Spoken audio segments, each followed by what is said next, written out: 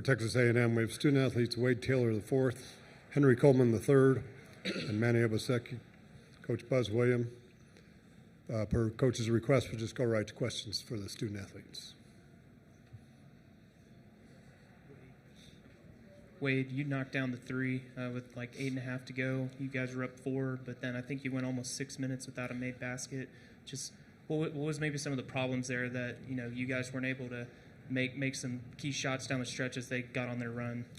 I think we was getting pretty good shots that we normally call predictable, shots that we know. We call shower shots that we know to usually make, but they just didn't fall. We just try to continue to get stops and try to stop the lead, but I don't think none of the shots that we shot were bad. I just feel like they didn't fall. Wade, that final three-pointer you took, do you think it was going in? And if it does go, how do you think it affects the rest of the game? I mean, if it goes in, I think we down probably by 2. We'll probably just try to play up straight and get a stop. I thought it was going in. I think all my shots are going in pretty much, but it didn't. You live and you learn. Thankful for it. Missing it, I'm thankful for God. He's teaching me something, so I'm forever grateful for the game we played today. We're here. This is for any of you guys. Kind of talk about the fight that y'all showed in the last few minutes and kind of how that's been a testament to how y'all have played all season long. Good question. I think that's just the character of everybody up here, from Coach to Wade to myself to Mo and to everybody on that roster. When you have guys with great character, you're always going to fight. And there was no doubt in my mind that we were going to fight to the end. It's not the result that we wanted, but just the credit to these guys that just fought all game long. I think Pharrell played unbelievable. I think Jace came in and gave us great minutes. CJ hit some key threes when we really needed them. And so for all the guys, they fought, and I think that just comes with great character. Right there. Another question for any of you guys. Looking back on this team and looking back on this senior class, what do you want people to remember about y'all? I want y'all to remember us just by understanding and knowing how hard we worked and the things that we've accomplished throughout these past 4 years, 5 years. Will never be done again, especially at A&M. I want you guys to understand that the people that orchestrated and played a part in what has transpired over these last 4 or 5 years, it wasn't by coincidence. And it goes to show you how special Buzz is as a leader, knowing who he wants, who to bring, and on top of that, just the people that are in the program, the players and the coaches, all great people, pure hearts, want to do right by each other, want to do right by themselves and their family and for God. And there's not a lot of words that I could really put to describe how much these people mean to me and what this class and what Team 113 has meant to me as well. We're here. Mike Kelly with the Associated Press. This is for any of you. All year, you guys have been a great rebounding team, first in offensive, top 5 in total, but they were able to beat you in both categories. What was the difference today as opposed to the rest of the season? I think we just didn't have the fight today, and that's as far as on the glass. I thought, towards the end we were fighting and some of the balls didn't bounce our way, but it doesn't discredit the effort that some of the guys had on their end. I would say Coach May's a really good coach. He coached well, and they got us on that. But the fight that we had, what we've done over being the #1 offensive rebounding team the last 2 years, I don't know how many teams have done that, but what we've done and how we've manufactured reps on top of reps of just being elite offensive rebounders is something special. Wade, I think you fouled out in the last 30 seconds. Just what were maybe the emotions coming off the court, and now that your illustrious career is over, just how do you hope you in particular are remembered for what you were able to do at A&M? That I gave it my all every night. No matter what was said, what people thought, I stood 10 toes for these guys who I'm sitting with. Forever thankful for them and the coaching staff that brought me here, that believed in me. We've had a heck of a run these last 4 years, and I'm super proud of everything we've accomplished.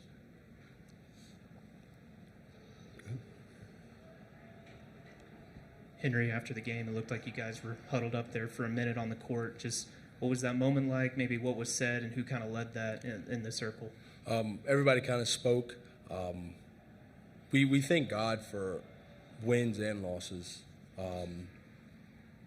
I think it's foolish if you don't believe that God has orchestrated this for all of us to come together, for all of us to have our families meet, and for all of us to just be right here in this moment. We're just super thankful for it. It's not the result that we wanted, but I think the faith that we've had this whole time with these guys, with the coaching staff has been unbelievable. And for these two guys right here, a lot of stuff was said on them early in their career, but I think it's two of the hardest working people you'll ever meet. Two people who are super respectful, two people you guys never saw in the paper doing anything stupid, two guys that handle themselves in the classroom each and every single year, honor roll students, scholar students, dean's list students, that had an impact way beyond basketball. And so for these guys, their faith, how they've handled, the good, the bad, is just unbelievable, and I'm thankful for them. Anything else for our student athletes? Go ahead. Yeah, Wade, this is going to be a totally different team next year with so many of you guys leaving. Just with what this group was able to do, how do you hope that can maybe set up the program moving forward? Yeah, I think we've set a really, really good foundation of how Texas A&M basketball looks. And a lot of people want to be a part of this now because of what we've done so far. And I think that's a good thing to look at. We have a lot of guys in that locker room right now that's ready to fight, that's been watching us work, and they kind of know the recipe and how it goes. So I'm super excited to see what coaches them have going on next year. I'm pretty sure that we'll be hands-on and making sure that we're locked in with them no matter who comes in as far as players. But we're just thankful to be here. We're thankful for the opportunity that we've had at this school and what this school has done for our lives. Yeah, can I say one thing just about Texas A&M as a whole? It's impacted our lives, truthfully changed all of our lives, and I think we're thankful for it. It's changed my life, and so we didn't hit every shot, we didn't get every rebound, we didn't get every steal, but we damn sure tried, and that's one thing you'll never ever say about this team is that we never tried. And even when everybody tweeted stuff about us and we saw it, we always tried and we always put our first foot forward and we kept it going. And we're just thankful for this, and thank you guys. And one last thing. That man right there next to Wade, one of the greatest people you will ever meet. He's one of the greatest coaches of all time in basketball in general. And he's changed my life. He's changed each and every one of our lives. And I'm so thankful for him. Coach Buzz, you mean everything to me. I love you. No matter what, I know you're going to be one call away, one text away. And no matter what anybody says, he's one of the greatest. And y'all can't change that. And nobody will change that or take that from him. Thank you. Okay, we'll dismiss the student athletes at this time. Thank you, man.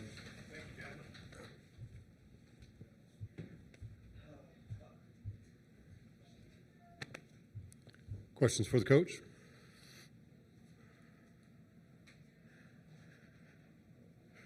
Go ahead.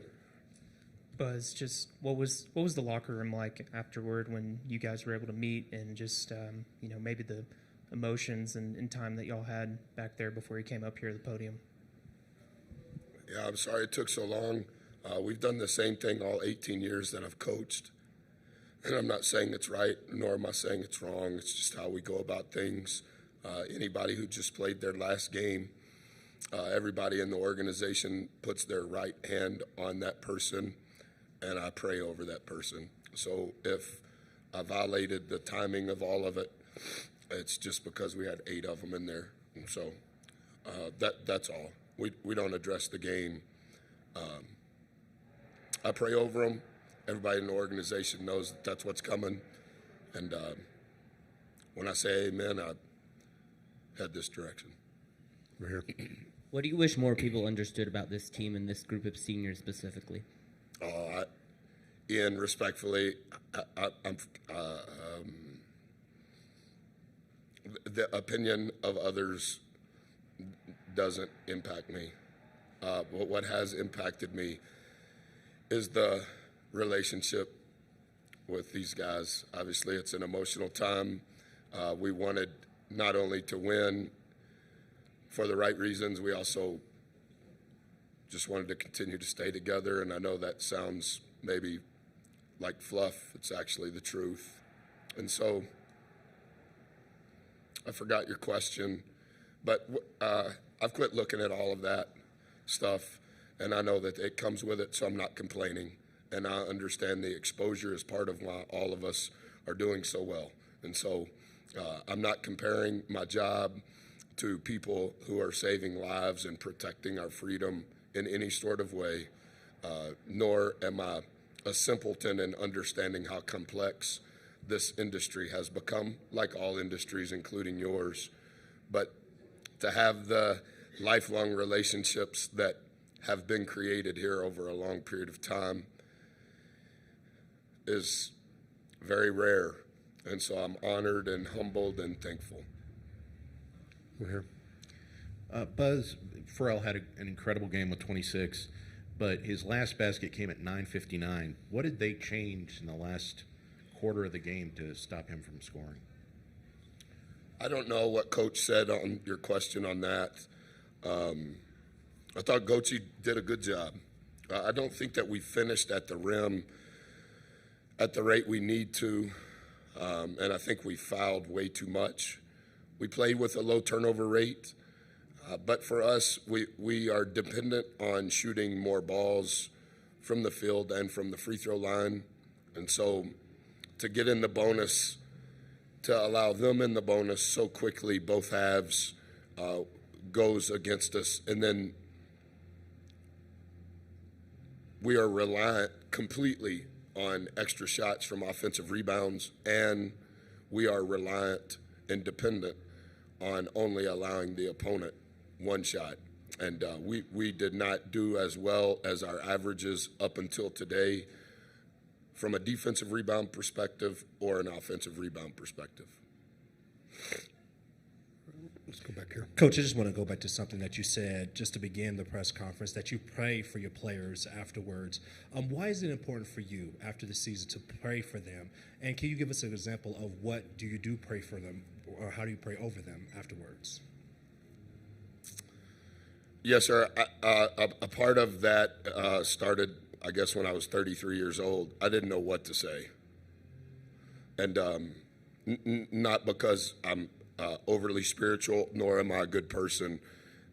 Sometimes, even with my family, when I don't know what to say, I just pray. And, being on a team is special. And I was never a good player, but since I've been 12, I've always been on a team. And it's taken me away, like all coaches, from some level of normalcy with your family. But my family's been so supportive of my career, and this team 113 for Texas A&M, it ended 45 minutes ago, and I don't think that I'm not smart enough to say anything that would solve that. And so it's what I've done every year, and every prayer is different because of my relationship with that young man and with their family. And so I just try to be precise despite being overly emotional in letting them know how much I love them, letting them know how much I care for them, and letting them know that no matter where they go or where I go or who's the coach or where they play or if they don't play, none of that impacts the relationship, and that I'll always be there to support them. I realize it's really fresh right now, but what do you feel like is the outlook of this program with so many guys leaving, and just how much work do you think there is to do in the coming weeks to build another roster? Yeah, I mean, that's just what this has become. I mean, pick a team. I think they had 4 graduate transfers. Any team. I think, Alex, what we've tried to do is just because everything is happening at such a fast rate is how can I be present in that moment, and how can I help everyone within the organization to be present in that moment. And that's so hard to do. Sometimes it's emotionally hard to do, like now. Mentally, hey, I just missed that shot, or physically, I just messed up that ball screen coverage. How can we call it the red folder, how can we be present in real time in the red folder? And I'm incredibly proud of everyone, not just the players, the staff. I'm proud of our accomplishments throughout their tenure, including this year. I know you're familiar with all of the numbers. That would be egotistical for me to talk about it. But just as proud as I am of the accomplishments, I'm proud of the life change. And so every coach knows the portal starts officially Monday. And so I'm assuming we'll travel tomorrow. I would think that our staff is way ahead in regards to where I need to go and who I need to call and what I need to do. And that's just, that's prevalent regardless of program. And like any coach, you want to put together the best roster with the right people that you can per year. And the build for the future sort of thing, I don't know how much that applies, but I think our staff has been good. And each year I think we've been a little better in how we've assimilated our roster. Time for a couple more questions here first. Yeah, Buzz, from your perspective, what do you think caused the struggle in that part of the game when Nebraska? I'm sorry, Nebraska isn't what I'm talking about. We played Michigan, them. You were at that I was thinking game. about last year when Michigan made that run to take the lead, and that y'all weren't able to come back from. My brain is completely fried, Olin, but I do think at the 8-ish minute timeout, I don't know if he called it, I called it, or if it was the media. I think we had 70 points. And you've watched, I think, nearly all of our games. We were doing really well. We averaged 71 points in SEC play, and we had 8.5 minutes to go with 70. We didn't finish at the rim. We got them into the bonus too much. We didn't shoot enough balls. And I didn't think that we protected the rim as well as we have. I thought we did a good job relative to the threes and the prowess that they have. But in that run, we were not getting stops. I think we had 3 turkeys in the first half. We got a turkey to start the first 4 minutes of the second half. I haven't talked to Bubba since the game's been over. I don't know that we got another one. And so it was too often we weren't scoring, but arguably the more important thing, we weren't getting stops. Last question. Coach, you've always touched on the long-term relationships the sport has allowed you to make. What does it mean to have that connection and to continue to have that connection with this group of players long after their playing careers are over? Yeah, Ian, I have like 4 friends. My wife would be number 1 on the list. I try not to count my children as friends, but I only have 3 other friends other than my wife. And I know this comes across the wrong way. I hired 2 of them because I'm so friendless. But I do think the transformational relationships, the true love in our program means no agenda. And we haven't had an agenda. We want to help them be better players, but we want our program to be total development. And I think the development that these long tenured guys have had has been life-changing. And I do think they're better players, and our teams have continued to improve, but someday they're going to be old and can't play, and someday I'm going to be old and can't coach. But I think that the relationships were built on faith, hope, and love is really cool. And not to sound